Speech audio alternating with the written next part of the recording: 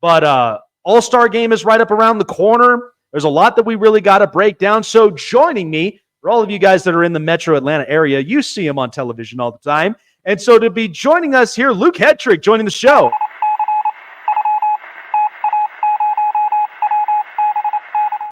All right, Luke. Well, around the corner we are with the, MLB All-Star Game, and we have 3 Bravos that are going to be representing Atlanta. So let's start there with Marcell Ozuna, who is a home run derby candidate, and he's also up into the All-Star Game. My hope with Marcell Ozuna, from what we got last year, injuries were a big reason that the Braves kind of had to figure out any and everything that they could with the roster that they got. So this year with Ozuna, I felt like this was a big push this year. How have you kind of evaluated and really kind of explained in best details what you've gotten from Ozuna this year and what we may see for the rest of the remainder of the season?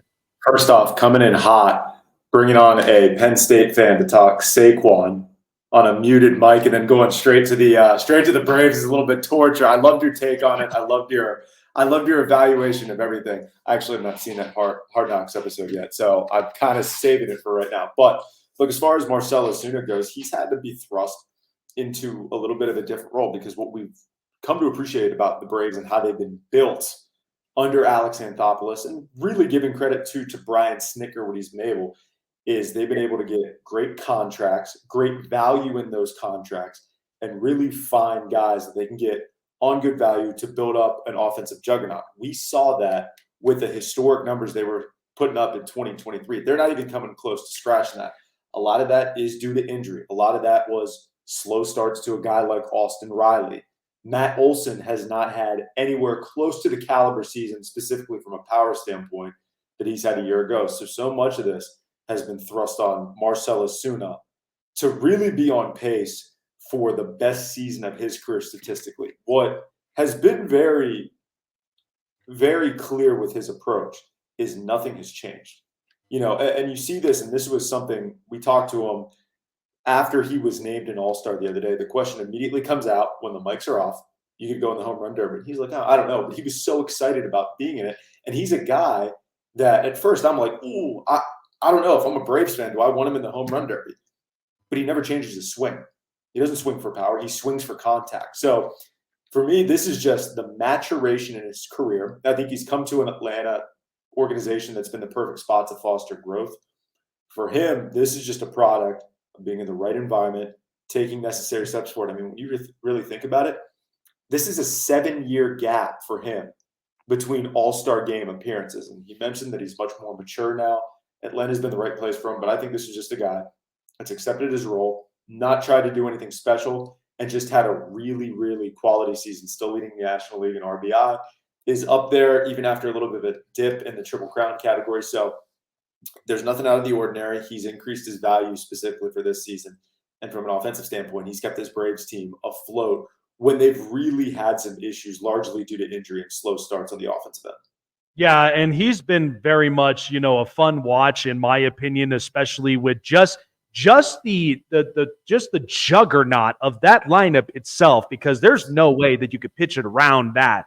And so I think he's put up a great season. I think he's put up great numbers, and we'll see exactly how the offense really pans out from it. So Chris Sale, all right, so this was a guy that when the Braves took him on, my takeaway was, this is a guy that's trying to get himself back into form as he once was as a former Cy Young winner from the White Sox and then with the Red Sox. And so when bringing in Chris Sale, I felt like this was an absolute boost of a guy that can come in if an injury happens, and then look what happened. Spencer Strider ends up getting injured.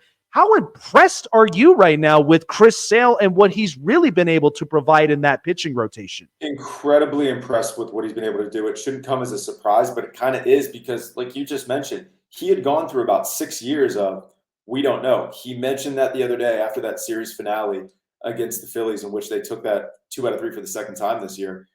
I didn't know if I was going to get back. I didn't know what my career was going to turn into. There were some down years, and it took an organization to really have a tough conversation with me. I had to come to grips with where I was at, and the Braves were honest about it, and they thought we still think you can be an elite pitcher. And I think it was a place for him to come where he didn't have to be coming into a situation, like you mentioned, have to be the guy. The pressure was off. When you had Spencer Strider, coming off the season he did a year ago, Max Fried, whose stock continues to rise, who a lot of people in the Atlanta market were surprised initially that he was not an all-star after the season that he's had, ERA slightly over 3. But Chris Sale just coming in. It's a veteran in the lineup, another lefty, and he's been absolutely outstanding. It's been a revival for him, and it seems like Atlanta is a place where guys can come and revive their careers a little bit. Brian Snitker is a manager that everyone simply loves playing for. So I've been incredibly impressed, but really from, just a humanity side of thing. We've seen Chris Sale, be the alpha. We've seen that out of a starting pitcher. It's not uncommon. But just for him to really be able to get real with us and be like, I didn't know what was going to happen. Someone asked him about something down the road about looking back at the season. He's like, dude, I am just like living in the moment here. Because I think it's a guy that has some perspective, and he has been completely valuable for what they've needed this season, given what's happened to Spencer Strider. Yeah, and I really like how he's been able to plug in, and especially helping out with this rotation that, decimated with injuries, but they're kind of more of that needle hanging on a thread, where they want to be competitive and they still want to be, especially when you got the Phillies that you're facing every single year in that division. So I've been very impressed with it, and I'm very happy that he's been back into, the similar form, given with the injuries that he has been barring in the last couple of years. So finally, Ronaldo Lopez. So here's my thought with this. Watching him from his time in Washington and then kind of bouncing around the league, I felt like this was a kid that was in need of a home. He comes to Atlanta and he's already turning a lot of heads. People are starting to see with, the control. I felt like he really has been working the zone a lot better than what we've seen in the past. So what's really clicked with Ronaldo Lopez? Because I just think you come into an organization and you thought you could get, the best of your capabilities and your skill set from the control, the velocity, and all of that. I felt like coming to Atlanta, he's found a lot of that stuff. So what's really kind of been like the thing that really clicked for Ronaldo Lopez? I think it's what's being asked of him. They know this is a guy for the better part of since about 2016. He's been a reliever. So having that transition of coming in and starting again, you have guys typically in Strider and Chris Sale throughout his career, specifically this year, Max Fried, they can go 7 innings. And it's not a problem. Their pitch counts can get up there. But if they have it going, they have it going. Ronaldo Lopez, Brian Snitker hasn't asked him to do too much. He's got the number of quality starts, to be in contention for the awards at the end of the year. But what impressed me is one of the first times I covered him was early in the season. It was about mid-April. They're playing the Marlins, which, again, at that time, take all those stats with a grain of salt with that Marlins lineup. It was getting into the 7th. He had just wrapped up the 7th inning, and I believe he actually went into the 8th, and he was on about 82 pitches. The efficiency in which he was able to work with, that Brian Snitker felt, okay, hey, he's going past 5 innings, but a lot of these innings were 8-10. So he has been able to balance that out, not try and blow guys away, just be able to find his control, like you mentioned. And it's because he's not asked to go very deep. They've had very much success in the bullpen, specifically when he's been able to, go into those 5th innings, 5th, 6th innings. So I think it's one of those, not asking too much of him, knowing it's the transition. Maybe as they get deeper, they ask a little bit more, but right now he's really comfortable doing it. And it's just Brian Snitker understanding the capabilities of his guys and not asking them too much, not asking them to do anything uncomfortable. Yeah, I mean, I absolutely love, the culture and, just kind of the more of the mental focus that the Braves have been having. And I mean, Brian Snitker really has been that pillar that really has been making it happen for this organization. So it's been great seeing a lot of these players grow into what we'd hope for. I mean, Jarred Kelenic, geez, this guy's having a great year. He's finally finding his stroke. He's a guy that really is becoming a force in that lineup. So it's like anything could happen at this point with this lineup. And I love that you mentioned it because it was such an experiment because they were just spoiled rotten for Yeah. so long with Ronald Acuna batting in that one spot. I mean, 337 had the 47 year the year prior. And then when he went down, there was a stretch of about 20 games where they had a total of 6 leadoff hits, trying to balance between Ozzie Albies and Michael Harris before he was injured had his hamstring issues and still working his way back on that. Jared Kelenic was a guy that everyone went, wait a minute, after a little bit of the experiment, wasn't he lead off in Seattle? Didn't he do that? So I asked him, after a couple of games, was there ever a conversation? Because he had immediate success in that leadoff spot. He said, no, Snit never approached it. We never had a conversation. It's not like I went to him and said, hey, I can do this. Kelenic just took a back seat, and it was one of those, when your number's called, be ready to go. And it was really coupled with his success in that leadoff spot. At the same time, Austin Riley started to find his power again. I believe that was a guy through the first, 50-some games, only had 3 home runs. And, from that point now has 8 or 9 since then. So he's kind of found his form again. So that the timing of those two in the leadoff spot and finding power again was really welcome to this lineup that had struggled for so much. And look, the numbers say they're an average lineup, and a lot of that is due to injury. But once you get past, I believe in August, late August, they will have their final 7 meetings with Philly in about a 12-day stretch. After that, 6 of their last 8 series are against sub-500 teams.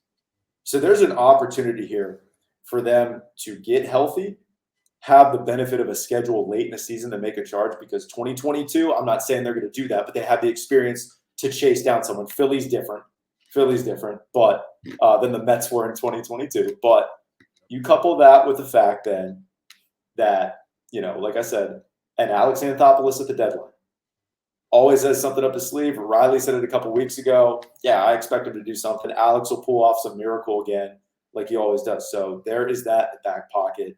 But it's an uphill battle because the Phillies have their number in the playoffs, not in the regular season this year, but the Phillies in the playoffs, and the Phillies red hot. You do not want to have to play more games at Citizens Bank Park in the fall. No one wants to do that. Oh, yeah. There's some unfinished business that's there, especially with. But they don't fear Philly. They do not fear Philly at all, but they understand the challenge it is going into Philly. It's tough. Oh yeah. So, and it's funny you mentioned it because, I've spoken to many people that have covered all their respective teams. And we know that come the All-Star game, everybody's getting a break. And at the same time, every team is evaluating with what they've started with. And now you come into the crunch times, because this is usually when it gets important, because August, September, October, it's the most important months. And that's a fun time of baseball because you really start to see each other's identity. So the Braves, the situation that they're in, they've lost 2 pivotal stars due to injuries, Spencer Strider and Ronald Acuna Jr. I watched from even at the time when they won the title in 21, they made 2 power bat moves with Jock Peterson and Jorge Soler, and then they added in some utility arms where if I need a guy in the 6th, 7th, 8th, or 9th, those are the perfect arms I'm going to put together.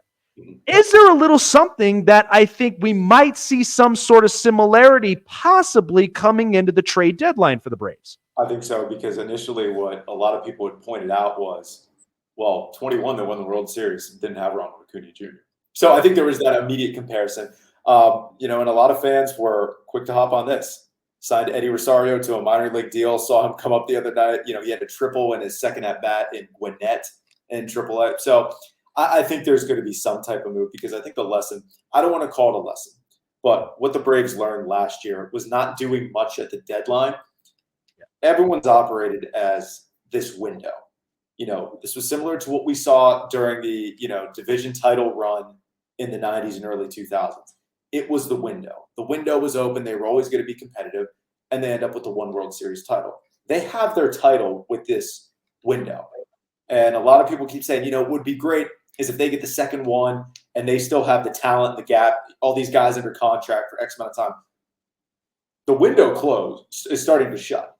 It started to shut last year after a loss to a Phillies. It's not going to hang like this. It's going to keep going down. So now you add in these injuries. I think they will be a little more aggressive, because what type of player is Ronald Acuna Jr. going to be coming back? This is another pitching injury to Spencer Strider. So I think Alex Anthopoulos is going to be ultra aggressive. What type of move they make, I'm not really sure. I do think there's another power bat to be added in this lineup, just given the inconsistency so far. But I would not be surprised if there's something that we're sitting here a month from now going, yeah, and it's not a great market. It's not. But if they got that dude for how much? So we've done it a couple times before, so I don't think it's out of the question. Yeah, it really is going to be interesting. I mean, I would not be surprised if that's exactly the thing that Alex Anthopoulos, this is a guy that even when I watch a lot of these NFL GMs, I mean, they just have a magic up their sleeve. And so who knows what Alex has up his sleeve, but, again, barring the talent and barring what they've got as far as the salaries that they're paying for right now, hopefully it really does pan out for him because, I mean, you got the Dodgers knocking on the door, the Phillies, all these other teams in the in the National League. They're wanting to compete for that World Series title. So shifting on, because I've seen you got some Orlando gear right there behind you, but this NBA free agency, it has been quite an interesting one, in my opinion, because I've now got Paul George now balling up in Philly. I've got Klay Thompson now up in Dallas. So to kind of focus with, Magic on this one, I think KCP really is an important role player coming into a very young core group that is really trying to find themselves.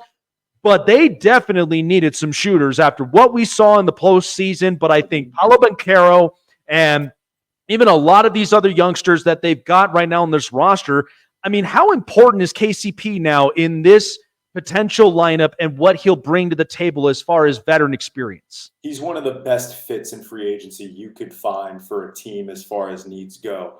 This organization, really the last 2 years, Jamal Mosley's been there 3, but under him the last 2 years, they've fought above their weight class. They've been able to be extremely competitive with some of the better teams in the league, not being able to shoot, having inconsistent point guard play, which are two things that we go, how can you survive with that? But they figure out ways. It's like, you have a washcloth and you're just wringing the towel dry, trying to get whatever you can out of it. And that's what he's been able to do.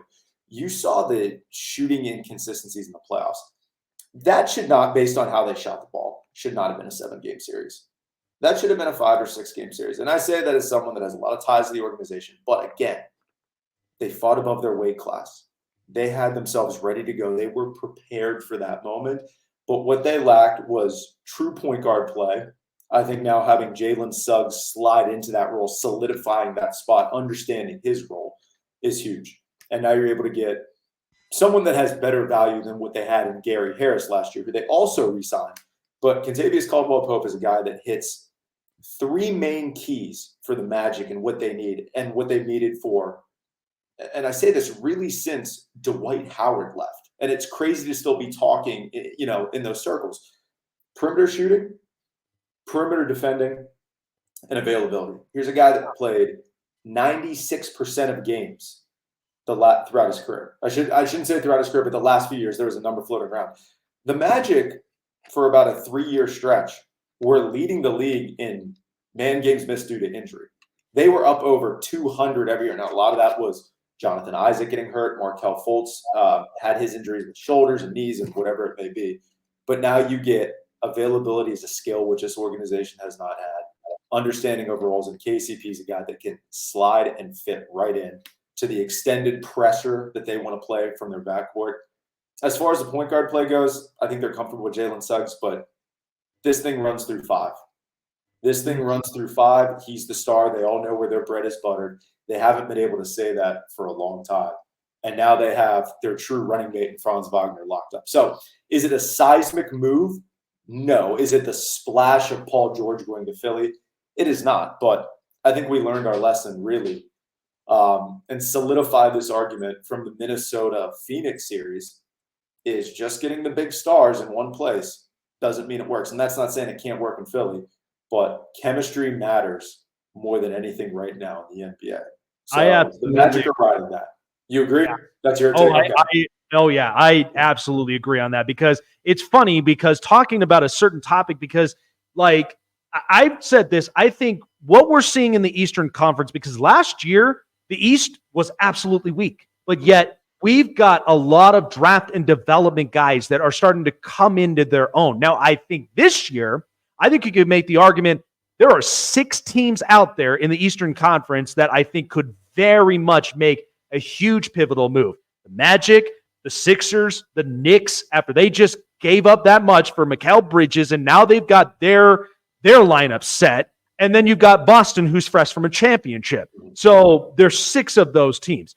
One team in particular, I mean, like I talked about when it came to big money markets, and it's a line I've always said.